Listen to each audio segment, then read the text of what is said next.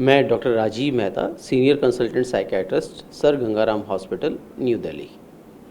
Sir एक study है जिसमें कि ये सामने आया है कि ये स्टडी जो है वो the journal of prevention of Alzheimer disease में पब्लिश हुई है और इसमें काफ़ी देर तक जागते हैं तो उम्र बढ़ने के साथ आपकी दिमागी क्षमता जो है कमज़ोर होने का खतरा ज़्यादा होता है सुबह जल्दी उठने वालों की तुलना में।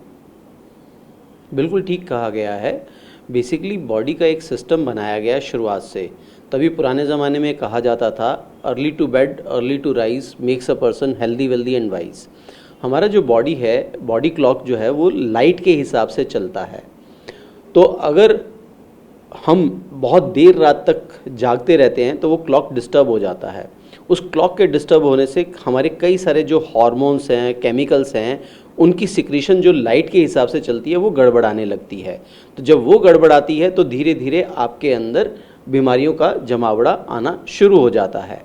हमें एक चीज़ और समझनी है कि बॉडी के अंदर हमारे कई तरह के टॉक्सिन्स बनते हैं, या हम ये कहें कि एक तरह से जैसे जब भी कोई काम करेंगे तो कोई ना कोई एक टॉक्सिन्स बन जाएंगे। अब दिन के अंदर टॉक्सिन्स निकलने का तरीका होता है कि हमारे जैसे हम यूरिन जाते हैं, स्टूल्स जाते हैं, पसीना निकलता है, तो ये बॉडी का टॉक्सिन्स हमें दिन में निकलता है। इसी तरह से जो दिमाग दिन भर काम करता है उसके अपने टॉक्सिन्स दिमाग के अंदर रह जाते हैं और उसके निकलने का टाइम रात को होता है। तो जब रात को हम देर तक जागते रहते हैं तो फिर वो टॉक्सिन्स पूरे निकल नहीं पाते और वो धीरे धीरे ऑक्सीडेटिव स्ट्रेस आपके ब्रेन के अंदर बनने लगता है, जिससे ब्रेन डैमेज होना शुरू होता है।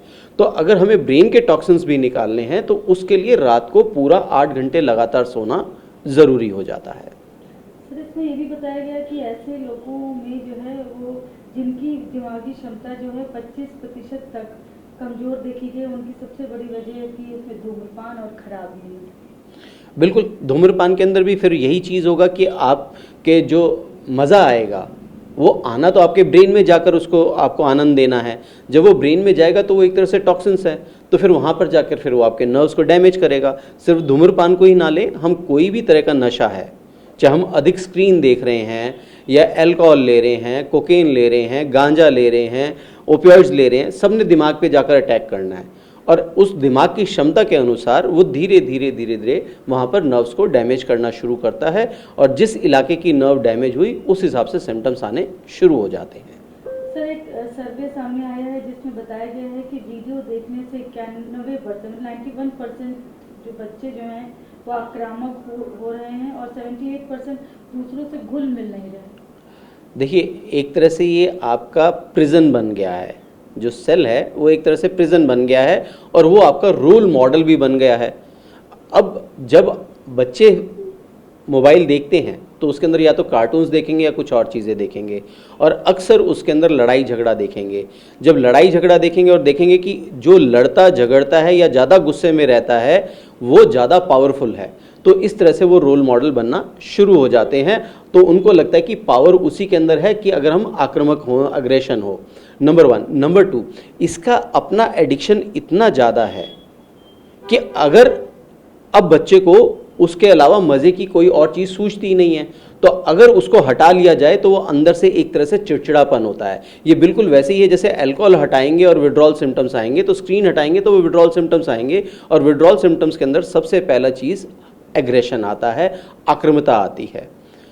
अब हम बात करें दूसरी कि उनको दूसरों की भाषा समझ में नहीं आती।